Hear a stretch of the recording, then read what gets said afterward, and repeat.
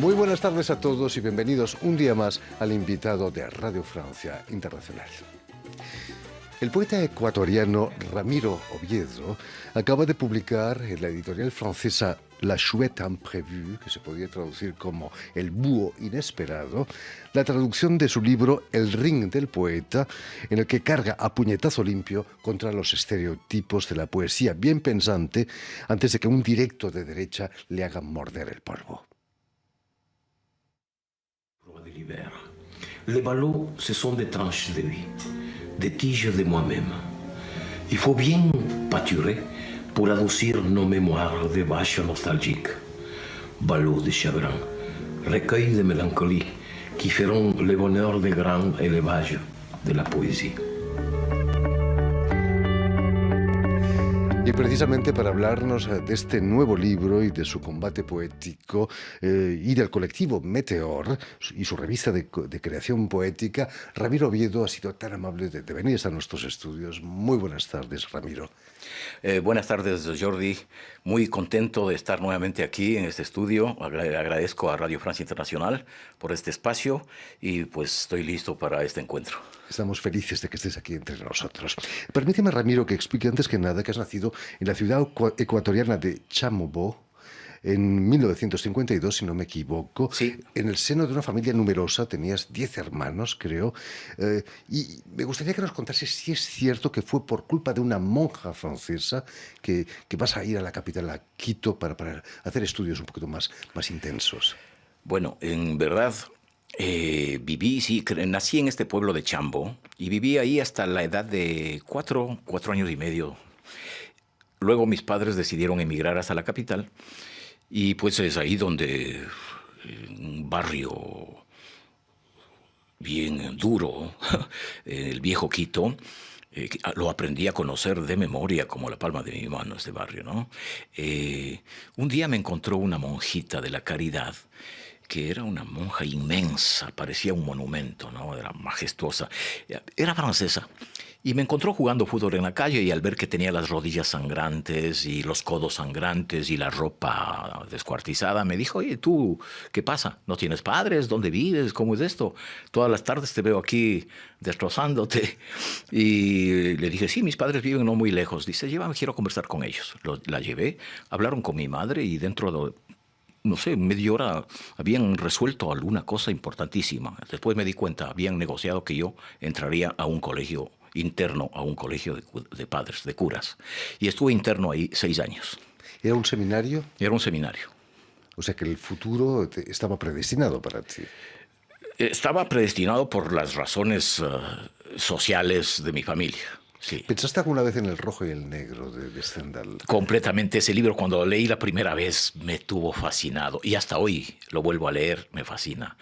Porque creo que hay una prolongación de todos los fantasmas de cualquier seminarista que pasan en ese libro. Y cuando vine a Francia, una de las razones para venir a Francia era ir a conocer Besançon, porque ahí pasaba la historia con Madame Mathilde de Renal. Julián Sorel. Julián Sorel, exacto. Bueno, no todo fue negativo y en ese seminario un profesor de literatura, colombiano por cierto, va a despertar en ti el gusanillo de la poesía. Esa es la función de un profesor, despertar conciencias poéticas. Tuve suerte de encontrar ahí algunos profesores magníficos, ¿no?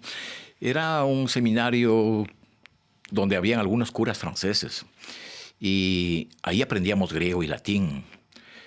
Éramos desde primer curso, desde cuando uno tiene 11 años, 12 años, estábamos metidos en el griego y en el latín. Eso fue extraordinario. Lo otro era el paisaje. Estamos encerrados, cuando sales al momento de la recreación, ¿qué es lo que ves en el recreo? Te vas a pasear, te vas a dar la vuelta por la hacienda. Era una hacienda inmensa. Entonces tienes un momento de encierro y de vida profunda contigo mismo, ¿no? Es una cita personal contigo lo que pasaba ahí. Y bueno, encontré a este padre, Pedro Patiño, que fue mi profesor de literatura 5º y 6º curso, y cuarto año. Y en 4º curso comenzó la historia, porque él nos empezó a obligar, entre comillas, a escribir. Y yo escribía unos poemitas por ahí que nunca estuve seguro que fuesen poemas buenos, pero como ya conocíamos a tantos poetas que nos obligaban a aprendernos de memoria muchos poemas y a recitarlos en el momento del desayuno y del almuerzo y de la merienda, de la cena. Uno estaba embebido de poesía. Eso fue algo fantástico del seminario. ¿Qué pensaste cuando viste la película El Círculo de Poetas Desaparecidos? Esa película británica en la que un profesor entusiasma a los alumnos. Pues yo me veía un poco a mí mismo, porque fui profesor desde muy joven. A los 20 años comencé a trabajar como profesor en liceos difíciles, en colegios complicados. Era ahí, los jóvenes estaban surfeando con la vida y la muerte, ¿no? Habían sido rechazados de muchos establecimientos y llegaban a este colegio donde yo trabajé, que era, bueno, algo muy difícil. Pero bueno, lo hicimos, pasó, fue una bella aventura, un desafío extraordinario. Y mira que de ahí han salido algunos artistas.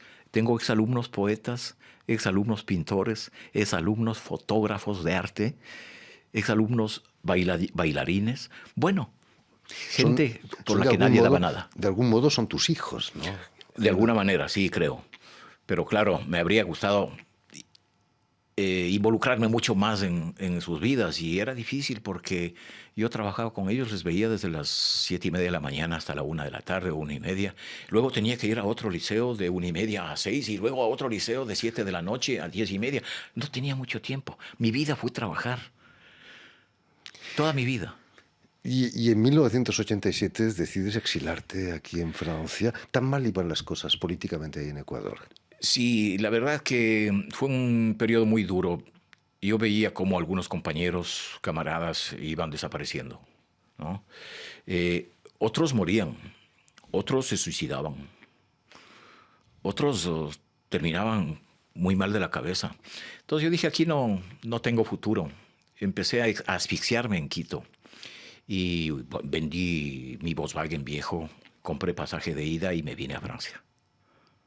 Y aquí en Francia vas a desembarcar en el norte del país, en Boulogne-sur-Mer. No todavía. Al comienzo desembarqué en el sur, en los Pirineos, en Saint-Gaudens. Sí, una maravilla. Tengo unos recuerdos extraordinarios de mi estadía ahí. Sí. Y luego fui a Boulogne. ¿Por qué fuiste a Boulogne-sur-Mer? Boulogne-sur-Mer porque fue ahí donde encontré un trabajo. Yo había trabajado como lector de español durante algún tiempo, envié mis papeles a todos los rectorados de Francia y no tenía respuesta hasta que alguien me propuso un trabajo cerca de Lyon como educador en una foyer de jeunes, ¿no? que eran delincuentes, vamos a decir así. Y yo me quedé a trabajar ahí como responsable y con mi experiencia de profesor hice muchas cosas muy simpáticas con esa gente.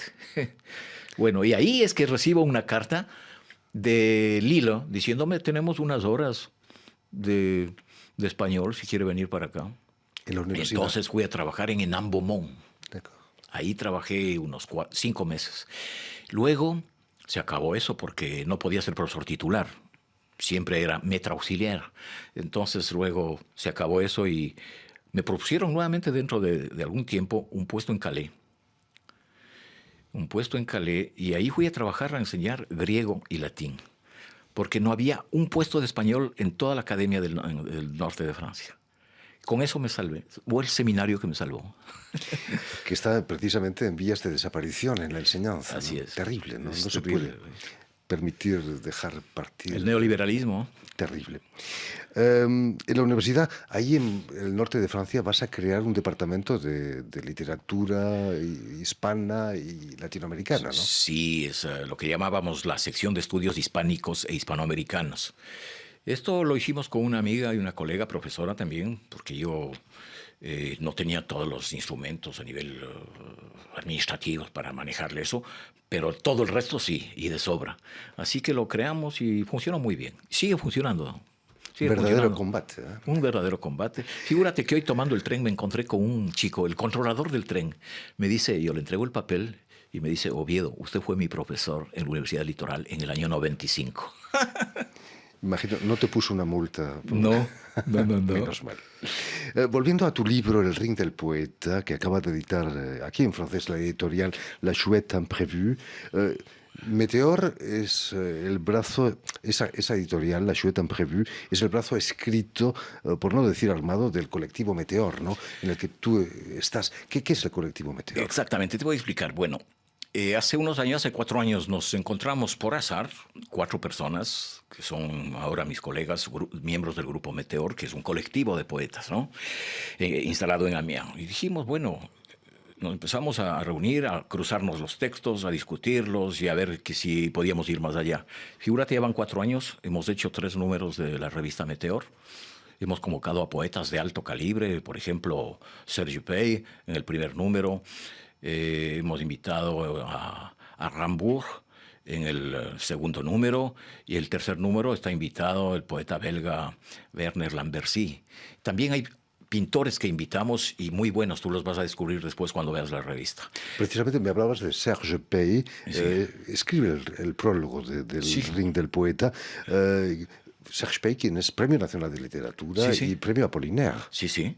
Es un peso pesado de la Es poesía francesa. para mí el más grande poeta vivo de Francia actualmente.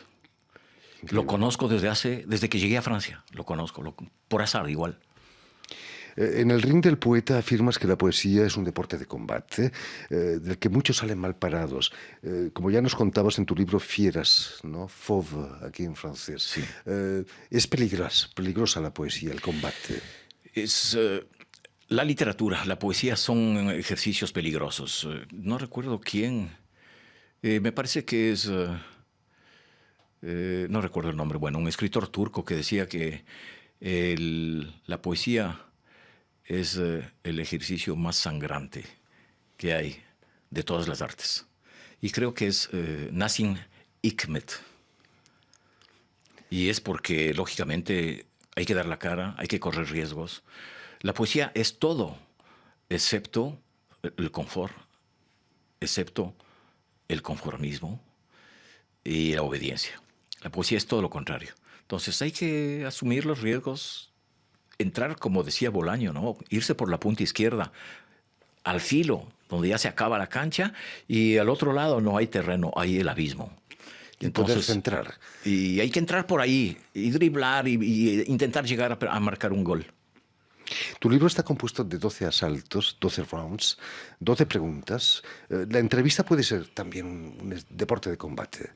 De hecho, yo pienso que aquí estamos en un ring. Este es un tinglado. Bueno, Este es tú un eres nuestro cuadrilátero. invitado. No hay las cuerdas, pero somos dos contendientes o contendores, ¿no? En el ejercicio de esta oralidad hermosa que es la de la entrevista. No puedo evitar hacerte alguna de las preguntas que tú planteas en tu libro en cada round, como por ejemplo, ¿cuándo y por qué el poeta sube al ring? ¿Por qué te subes a un ring? Uno siempre está en el ring, uno nace en el ring. En mi caso, yo me di cuenta que el primer golpe que recibí fue una patada en el vientre, cuando yo estaba en el vientre de mi madre. Y el autor era el Fondo Monetario Internacional. A partir de ahí empecé perdiendo. Entonces después, como cuento en el round, me parece que es en el round 1, yo cuento la historia de un boxeador que fue mi ídolo cuando yo era pequeño. Ahí en el barrio donde yo vivía, que quedaba a 1 cuadra de la cárcel municipal, y a 1 cuadra del hospicio, y a 1 cuadra del barrio de putas más famoso de Quito. Yo vivía ahí. Cada año, no recuerdo en qué mes, había las fiestas patronales de la cárcel. Y venía Eugenio Espinosa, campeón nacional de box, a enfrentarse al más terrible mastodonte de la cárcel, que generalmente eran delincuentes, criminales, matones. Peligrosísimos. ¿Ya? Y Eugenio Espinosa iba gratis. Gratis, no le pagaban nada, iba para colaborar con los presos, para que viviera un momento de alegría, etc. Yo tenía 7 años y estaba ahí mirando eso. Me confesabas que nunca has sido boxeador profesional, pero que de pequeño ya tenías que medirte con los puños con tus... Sí, había que... En el barrio donde viví, mira, era terrible. Uno estaba obligado a ser alguien. Si no eres alguien, eres el objeto de burla de todo el mundo. Entonces, para ser alguien había que demostrarlo. Sea con los golpes, sea... Yo generalmente con el fútbol. Yo era guardián, era arquero de un equipo de fútbol, jugábamos en la calle. Y era un arquero suicida, verdaderamente. Y claro, me tocó también pelear mucho por defender a mi hermano, que era un buscapleitos incontornable. mi hermano. Y claro, él se metía siempre con más grandes y cuando venían me tocaba a mí dar la cara. Ahí aprendí el box. Cuéntanos, Ramiro, ¿quién fue tu primer entrenador? ¿Tus modelos o mentores que tuviste? Quizás ese profesor colombiano del que nos hablabas. Sí, aparte de este mentor, porque como ya hago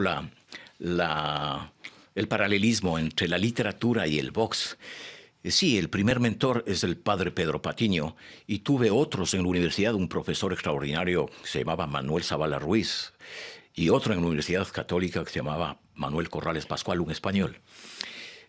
Tuve mucha suerte, tuve unos profesores de película, ¿no? ¿Tuviste suerte? ¿A quién les debo mucho? Tuviste suerte hasta que recibiste el primer golpe. ¿Cuándo recibiste el primer golpe? Y ya te digo, cuando estaba en el vientre de mi madre, Fondo Monetario Internacional. Pero bueno, hay golpes que después se los recibe de manera inesperada.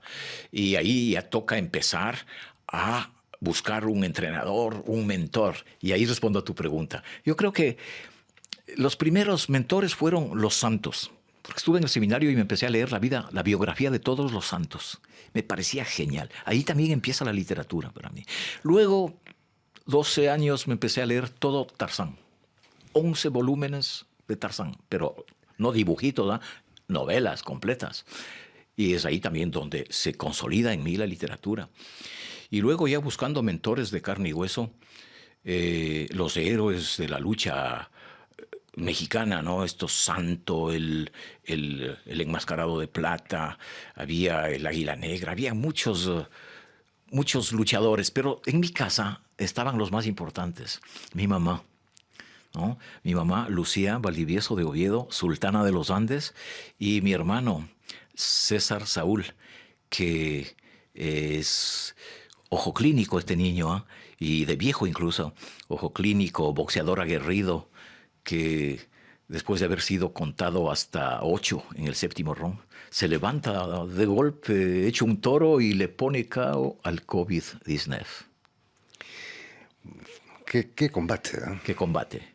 Nos hablabas del santo. La lucha libre es más teatro que combate, ¿no? Sí. Comparado con el boxeo. Completamente. Ahí hay mucha más representación, ¿no? Está hecho para espíritus más... para espectadores más golosos, vamos a decir, de ficción. En cambio que el box, la sangre corre y es en serio. En el mundo de la poesía hay más luchadores de lucha libre que boxeadores, quizás.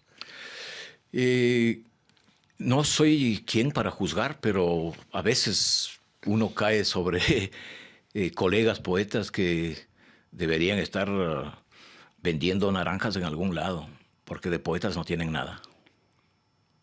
Hay que luchar para ser poeta. Luchar no solo con el lenguaje, sino en la vida. En la vida, yo no entiendo cómo... Mira, es que tú has visto alguna vez un boxeador que venga de la clase alta. Yo no conozco. Todos los boxeadores que yo conozco vienen de las banlieues, de los barrios, de las afueras, ¿no? De los extramuros vienen. Esos vienen de la cloaca prácticamente. Y esos...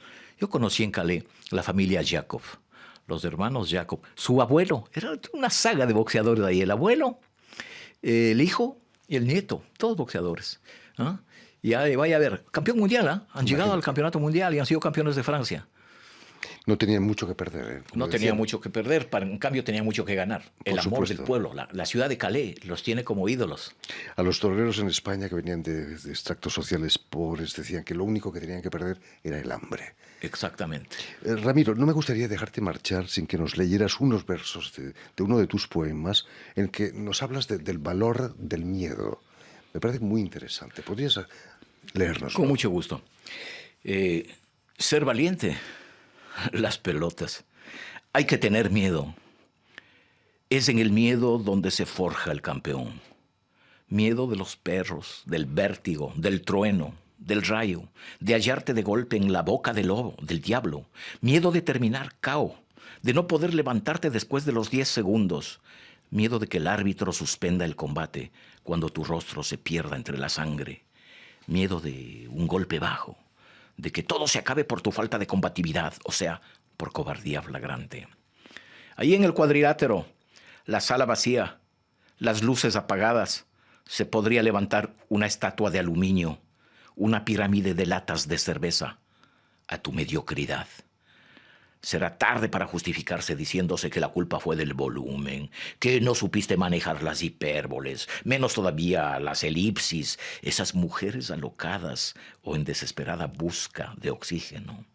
Que no sabías que la superficie del cuadrilátero sobrepasaba a la del triángulo rectángulo. Soñar con dar un golpe salvador después de haber acumulado retraso en cada asalto y cuando es difícil mantenerse en pie es absurdo.